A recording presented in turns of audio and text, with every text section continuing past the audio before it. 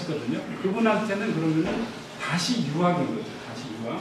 그런데 이 최재우의 다시 개벽은 천지가 처음 열렸을 시대에는 아무것도 없잖아요. 아무것도. 마치 지진이 나면 폐허이듯이 아담과 이브 이렇게 빨가벗고 다니듯이 아무것도 없는 시대로 다시 돌아가자는 말이기 때문에 기존의 가치를 나는 다시 정하겠다. 두 번째 줄도 무서운 거예요. 내가 다시 정하겠다 이런 뜻입니다. 이게 동학의 시작이었어요.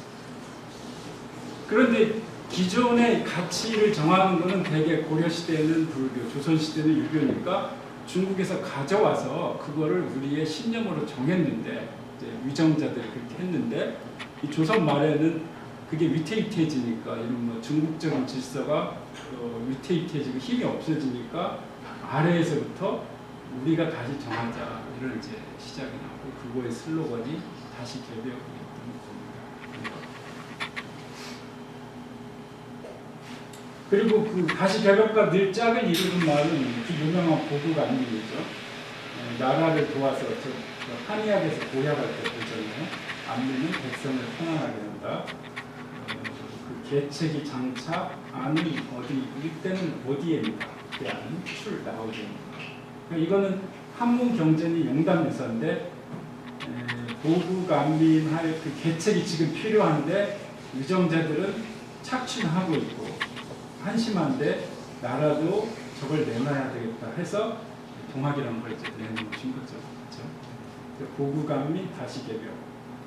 그래서 보통 저 같은 사람은 자 나라가 위태로운데 백성이 나서서 나라를 돕겠다 그러니까 저 슬로건은 백성이 그동안에는 이 왕의 이제 어린아이처럼 보호만 받다가 그게 안 되게 생겼으니까 백성이 정치를 어떤 의미에서는 하겠다고 이제 나오는 거죠. 그래서 수동적인 대체에서 능동적인 주체로 전환하는 슬로건이었다고 볼 수가 있습니다.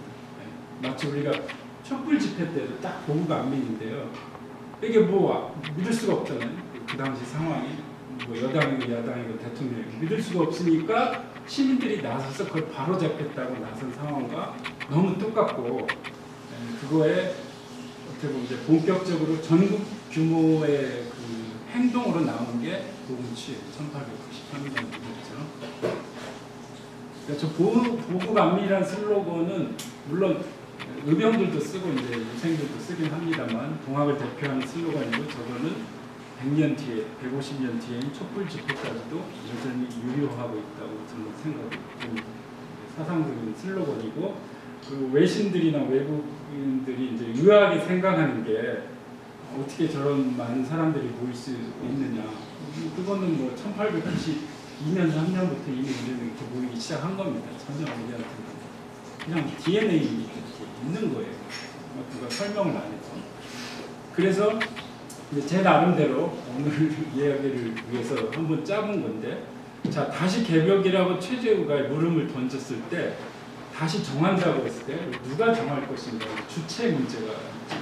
그 전에는 위에서 정하면은 아래에서 따랐던 게 이제 이른바 왕조 시대인데 최재우는 내가 다시 정하겠다. 그리고 그런 그 공감하는 사람들을 막 끌어모은 거죠. 세가 엄청나졌죠. 그러니까 이거는 민이 주체가 돼서 정하겠다는 서구식으로 말하면 이른바 근대적인 이제 발상이랄까요? 근대성의 시작이라고 할 수 있고, 그래서 보훈치해를 민회라고도 하죠. 그다음에 오늘 제가 강조드리고 싶은 것은 무엇을 정할 것인가. 우리가 이렇게 이제 모여가지고 새로운 세계를 만듭시다. 개벽이라는 건 새로운 세계를 천지창조하듯이 엽시다, 만듭시다인데 무엇으로 만들까? 이 무엇이 중요하잖아요.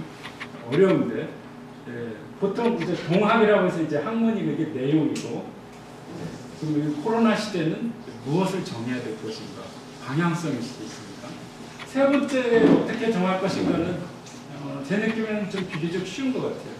그 보훈치에 가봐도 각자 자율적으로 음식도 가져오고 장기자랑도 하고 그러잖아요. 그러니까 촛불 집회 하듯이 그런 겁니다. 자율적으로 모여서 취해니까 모이고 여럿이 힘을 합치고 가급적 평화적으로 하고 그래서 오늘 저의 고민은 이제 무엇이었고 누구하고 어떻게 하면 그래도 우리한테는 좀 선명한 것 같아요. 한국은 아시아에서는 제 생각에 시민의식이 높으니까 당연히 시민이 주인이 돼야 되고 어떻게 해도 촛불 집회나 이런 방법을 많이 우리가 거쳐서 이제 아는데 지금 이 시대 그 예측 불허라고 하는 코로나 시대에는 무엇을 정할 것인가 1860년에 수은 최저의 고민도 거기였겠죠. 다 엄청 과격합니다. 급진적인데 다 부정하고 뭘 새로 정할 것인가 이게 다시 대변입니다.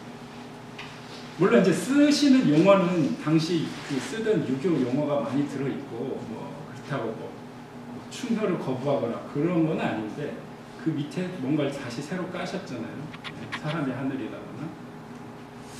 그래서 그 동학이 창시되고 33년이네요. 또가 뒤에 보은치인데 저 동학의 다시 개벽의 물음이 이제 구체적으로 현장으로 드러난 게 보은치 아니겠어요? 그때 슬로건을 보면은 서양과 외국을 물리치자, 배척하자, 척양, 척에 그다음에 어떤 그 동학 교도가 쓰신 글에는 국내에 관료들이 너무 탐악 무도 욕심이 많은 거죠. 그다음에 보구감민 슬로건이 나왔습니다. 그러니까 척양척의 보구감민은 이미 수은 체제의 경전에서도 다 나오는 말들입니다. 그 연속선상으로 이해가 되죠. 사상적으로는. 그래서 아주 쉽게 흔히 반봉건 반외세라고 하는데 그냥 단순한 제가 그때 본 건 아닌 것 같아요. 그건 서구적 틀 같습니다.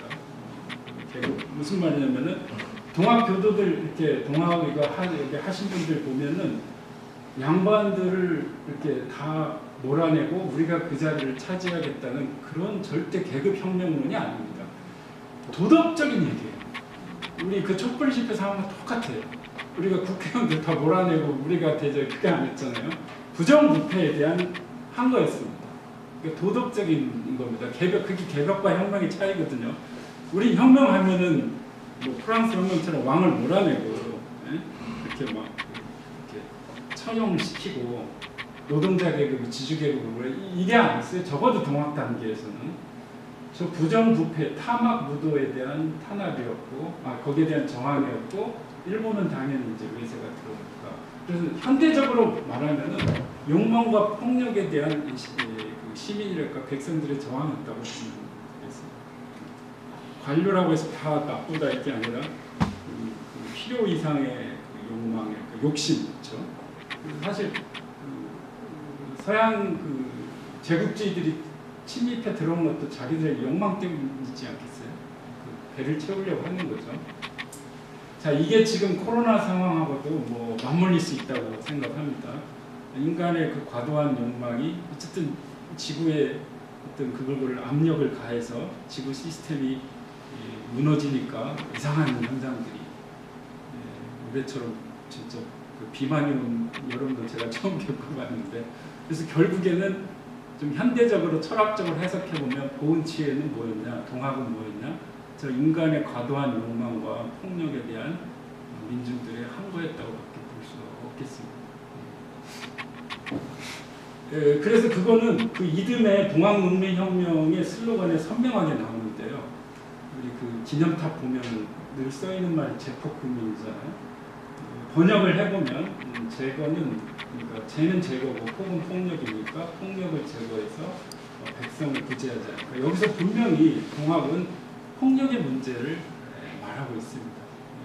이 폭력 때문에 우리가 못 살겠다. 관료들의 갑질도 폭력이고 일본군이 들어오는 것도 폭력이고 이거 평화가 깨지는 거죠.